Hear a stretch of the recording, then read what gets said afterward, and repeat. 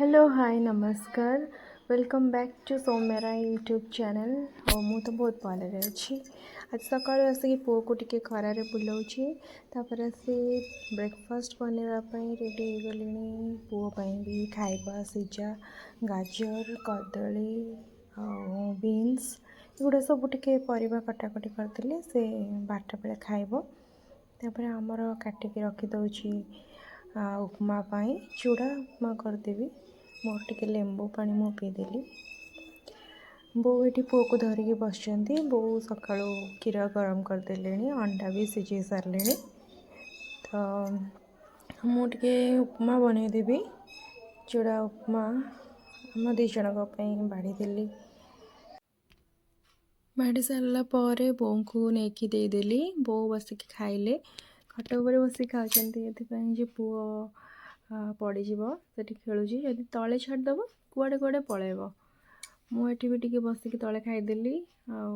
खाई सारापर तेल लगे गाधेदेली। आज मो पुओ छोट शंकराचार्य हो देखो तार लोक आज गामुछा केमती बांधी देती क्यूट देखा जाउची। तार टे वीडियो नहीं जाइए फोटो भी 2-3टा नहीं जाइए। छोट बेले एमती फोटो रखिले ही से बड़ हेले देखिए।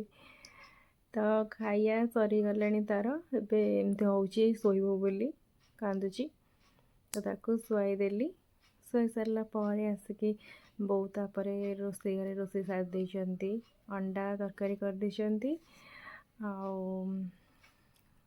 एटा कौन सोरिष मसला देकी माछ को आंबुल देकी कर देती झोल राई भाया टिके कर देती। तो मुझे पुअर सिझा भी बसई देची ता खाइबा रेडी हो गला।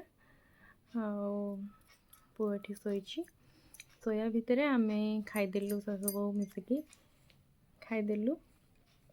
यही धान कटा छुट्टी होली आम दी जन सांग होइकी खाई पारछु। ना शनिवार रविवार सांग होइकी खाऊ ना आ सब बड़े मु एकुटिया खाए से तो स्कूल थांती। खाई सारा पर टिके बासन बासन मजा मजी करी रोषे घरटा क्लीन करदेली।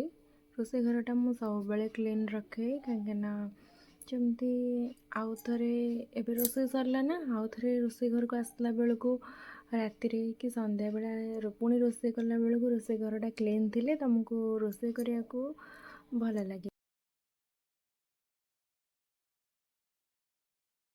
मौसा दुई गोड़ छाटी कहे आग निधियार चुटी नब काटी।